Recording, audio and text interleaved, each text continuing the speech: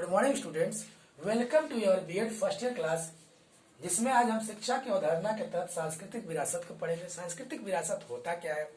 सांस्कृतिक विरासत हमारे संस्कृति को जो हमारे पूर्वजों द्वारा हमें मिलता है और संरक्षण करता है, उसी को सांस्कृतिक विरासत कह सकते हैं।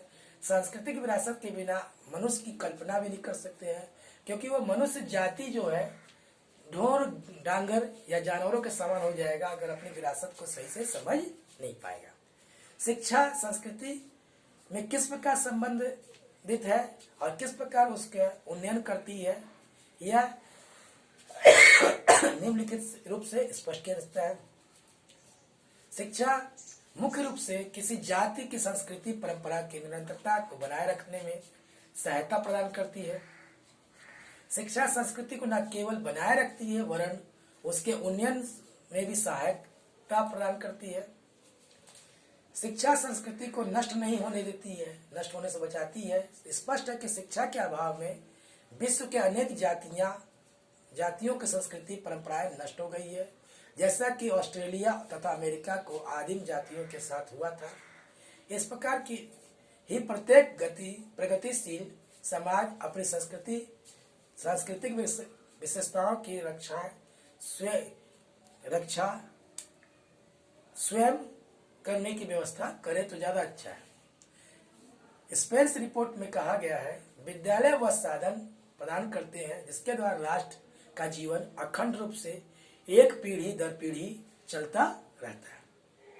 जिसमें हम बताते हैं ना कि हमारे पूर्वज क्या किए, हम इतिहास पढ़ाते हैं, इतिहास के तहत हम बताते हैं कि क्या गलतियां हुई जिसके कारण हमें प्रॉब्लम हुआ, और साथ ही साथ ये भी बताते हैं कि क्या चीज सही था जिसको आज भी लोग अपनाए जा रहे हैं।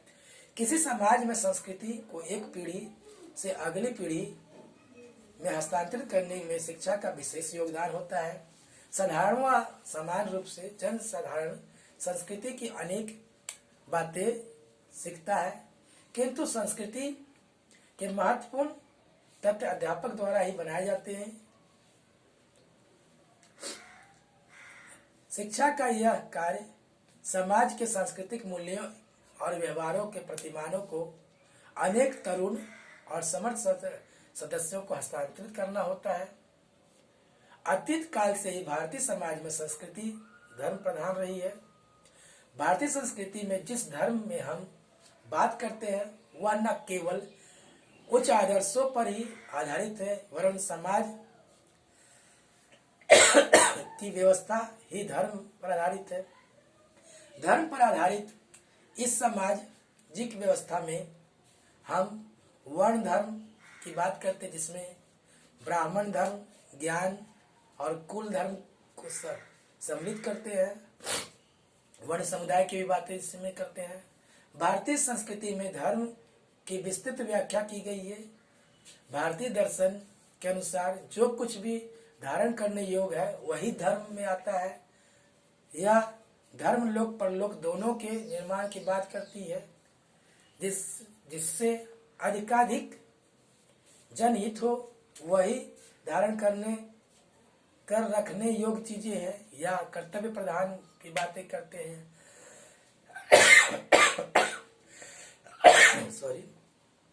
भारतीय संस्कृति का समस्त स्वरूप उच्च सामाजिक आध्यात्मिकता पर आधारित है।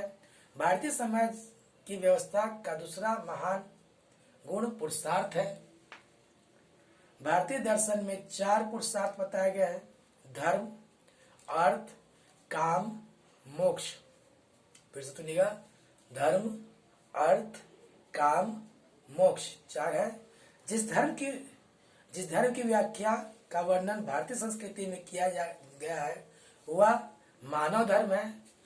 भारतीय संस्कृति धर्म, सत्य, अहिंसा, सेवा, दया, क्षमा जैसे महान मानवीय गुणों पर आधारित है।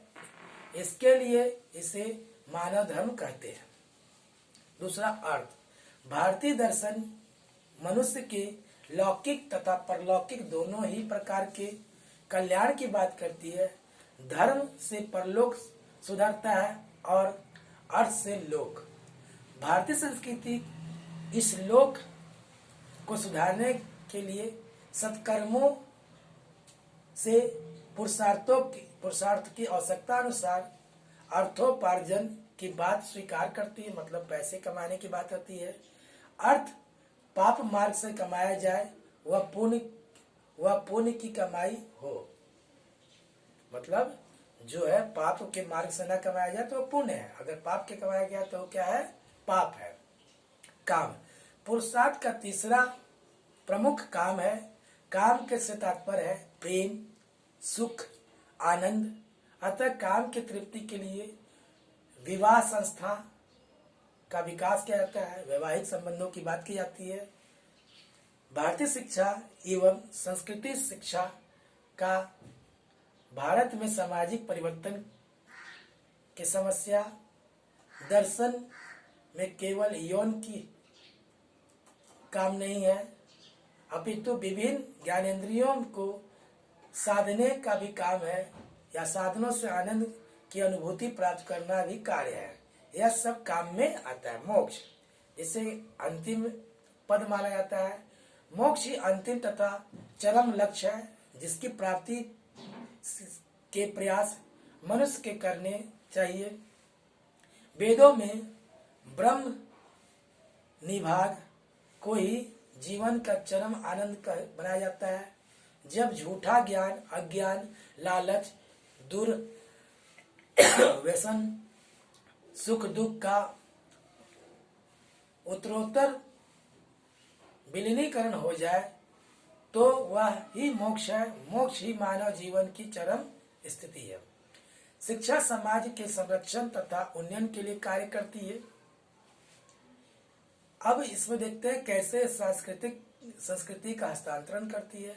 देखिए, शिक्षा समाज की संस्कृति की सुरक्षा का करती है और उसका हस्तांतरण करती है। शिक्षा संस्कृति को एक पीढ़ी से दूसरी पीढ़ी पर पहुंचाती है। इस हस्तांतरण को ही संस्कृति हमारी जीवित है।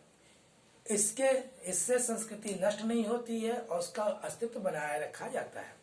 अब इनके संस्कृति के उन्नयन हेतु शिक्षा दो कार्य करती है। पहला संस्कृति का परिमार्जन और दूसरा संस्कृति का चयन। शिक्षा समाज की संस्कृति का परिमार्जन भी करती है। दैट मीन्स संकीर्ण तथा निहित स्वार्थ लोग अपने लिए संस्कृति को दूषित तथा कुपोषित करते हैं। इसके साथ संस्कृति अपने मूल स्वरूप को से घटने लगती है। इससे समाज की परंपराओं और कुप्रभाव पड़ता है। शिक्षा इन सभी दोष उत्पन्न कारकों को से छुटकारा दिलाती है, जनमानस में दोषों को बताकर तथा सच्ची संस्कृति को से अवगत कराती है, और इसी को हम संस्कृति का परिमार्जन कहते हैं। अगला था संस्कृति का चयन। संस्कृति क्या है? साधारण शब्दों में महापुरुषों के आदर्शों का समग्र रूप ही संस्कृति है, लेकिन कुछ आदर्श समय तथा परिस्थितियों में परिवर्तित होते हैं, उपयोगी बनाए जाते हैं और परिवर्तित करके उसे उपयोगी है। यहाँ शिक्षा का कार्य वर्तमान संदर्भ में उपयोग एवं आवश्यक तत्वों का चयन करके संस्कृति को हल्का, बोधगम्य तथा धारण योग्य बनाया जाता है। शिक्षा वर्तमान संस्कृति में उपयोगी तत्वों का चयन कर भविष्य के लिए धारण योग्य परिष्कृत संस्कृति प्रस्तुत करती है। फिर से हम रिपीट कर रहे हैं, जो मेन था हमारा भारतीय दर्शन में 4 पुरुषार्थ है। पहला धर्म, अर्थ, काम, मोक्ष, और उसी के द्वारा हम संस्कृति का संरक्षण करते हैं, संस्कृति का परिमार्जन और संस्कृति का चयन। कल की कक्षा में हम पढ़ेंगे मूल्यों का विकास एवं शिक्षा। इसी के साथ हम अपने शब्दों को विराम रखते हैं। धन्यवाद।